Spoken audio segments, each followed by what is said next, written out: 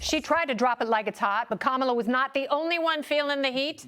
Harris deployed her security snuggie, running mate Tim Walz. Extra Z's for all the sleep you got watching it. He was back up to her first interview. The Minnesota governor was finally confronted over accusations of stolen valor. Walz, who is a former teacher, bizarrely blamed his military fibs on some bad grammar. Watch this.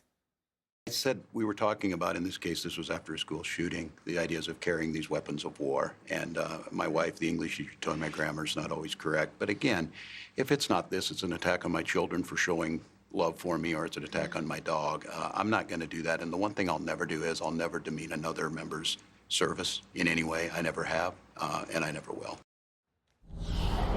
All right. So, Joey, I don't remember the attacks on his children for loving him or the attacks on his dog. But I would, as a combat veteran, please set the record straight, because what is the best way to view how he has talked about his military career, his actual time in service? He honorably served in the National Guard. And some of the exaggerations that he's made, maybe for self-gain. I mean, I'll be nice. I mean, I'm going to be as nice as I can be about this and say that he is a damn liar and a coward.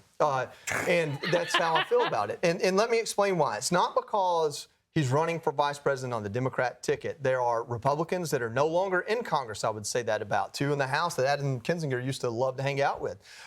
So with that being said, the problem with him is that he said in that clip, he said, I think he said denigrate or belittle anyone's service. He belittled everyone that didn't go to combat. He belittled their service when he decided that he couldn't have a political career without lying about going to combat. He decided that his 24 years in the National Guard was not enough. Instead, he had to sit on the House Veterans Affairs Committee. I presume as chairman, I don't know exactly when it happened. I was there when he was a junior member. But he sat on the House Veterans Affairs Committee, looked at Gold Star families across the dais, and he sat there and he said, when we came back from war, we didn't have the resources or the mental health support we needed. His war was fought in Italy, southern Italy. I mean, I'm sorry, but between Iraq and Afghanistan, send me to Italy. I don't need mental health when I get back from Italy, I don't think. Maybe, but I don't think. So it's just, this idea that he said, I carried the weapons we carried in war, like that's one little slip. And it is one little slip. It's not bad grammar. I'm from Georgia. I can give you all kinds of bad grammar real quick if you want me to. But the fact is, when you pile it up over several years, when you take the people the sergeant major that took his place when he left his unit and what his position is on him, he continually lied and stretched the truth, let you fill in the blanks, didn't correct anyone. I deployed twice to combat, once on ship. Do you know what my peers would do to me if I said I deployed 3 times? Because in the Marine Corps, deployment means you went to combat.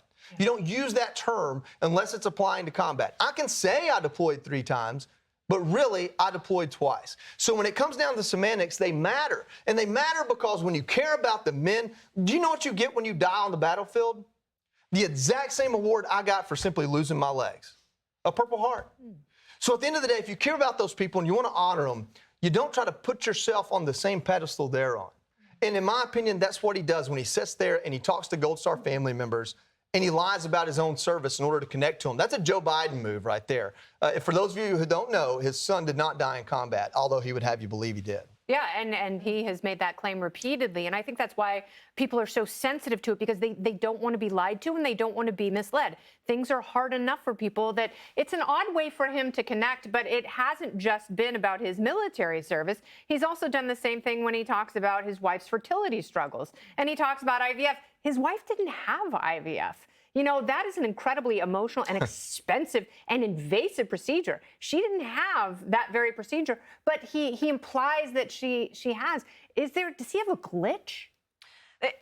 I don't know where this is coming from. What you said was so powerful. And in my own tiny way, I just say that as humans and Americans, we all have our complex and personal experiences. And if you are running for that high of an office, then it doesn't matter or shouldn't matter what your particular experience was, because it will resonate with many people via its authenticity. So you shouldn't have to lie about anything. So the fact that he lies about everything, because that's a lie, a little embellishment, a little slip of semantics, that is a lie. And it is certainly a lie at the highest hubris, insult way when it is demeaning our men and women in service. And it demeans all the Americans whose vote he wants to earn because he thinks he can pull the wool over our eyes. And it is furthered the entire way down the field and across the goal line by the media, who says that he's a regular guy. And oh, wearing Filson's awesome. And he's bringing regular back. And he's doing this. They are carrying the folksy love, this caricature and veneer they've painted around him.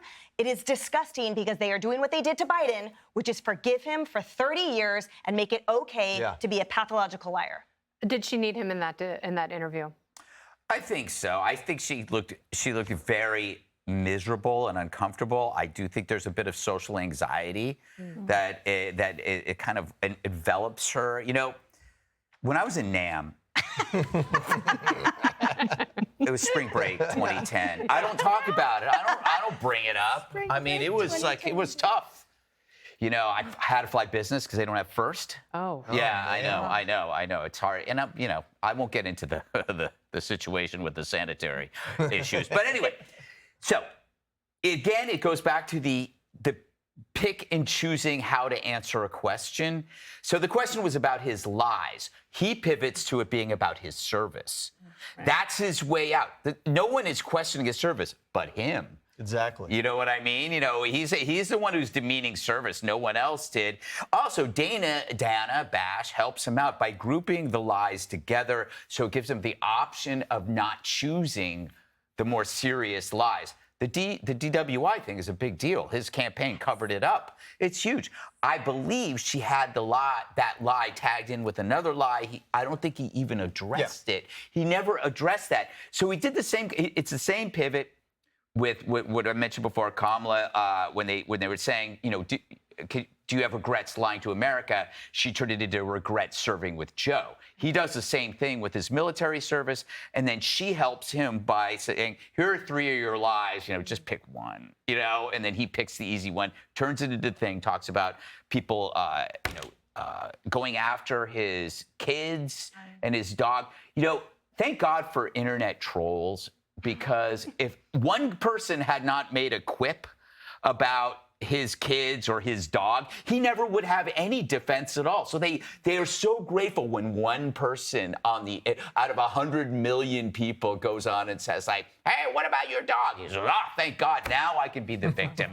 Now I'm the victim. How dare you go after my dog or my child? It's one person in a trailer park. And Jillian, he says he's candid, but is that really code for lying? I mean, the only thing that he was candid about last night, the only thing he took on, the only issue he addressed at all, the only thing he talked about was his family, which could not be really farther from the purpose of this interview, from the reason that he is sitting there, which is so that America can learn more about this person who most people have never heard of before, or had never heard of before a month ago. Yeah. There was a survey before he ascended to the ticket that 90% of people in America didn't know enough about him to have an opinion. So we know the backstory now. He's told his personal story over and over and over again at the rallies, at the DNC. Last night was an opportunity for him to get into it. What's your vision? What do you care about? What do you stand for? Same thing with Harris. And it seemed like both of them declined the opportunity. Yeah, issues, smissues. I think that's what everyone's saying. Click here to subscribe to the Fox News YouTube page to catch our hottest interviews and most compelling analysis. You won't get it anywhere else.